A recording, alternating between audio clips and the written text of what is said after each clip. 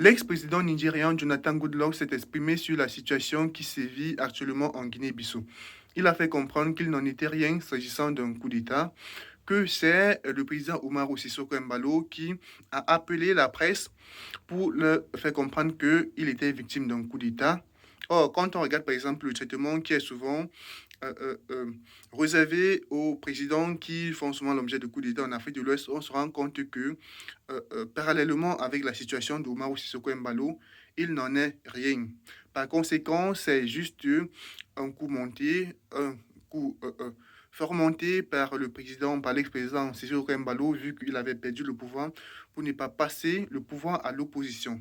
Et il faut rappeler déjà qu'il avait déjà perdu le pouvoir. Il avait perdu les élections lors des législatives à l'Assemblée nationale. Donc, c'est l'opposition qui contrôlait la majorité des sièges à l'Assemblée nationale, vu que dans la constitution guinéenne, le président de la République est censé gouverner avec l'opposition, avec le parti qui obtient la majorité des suffrages à l'Assemblée nationale. Et c'était effectivement le cas.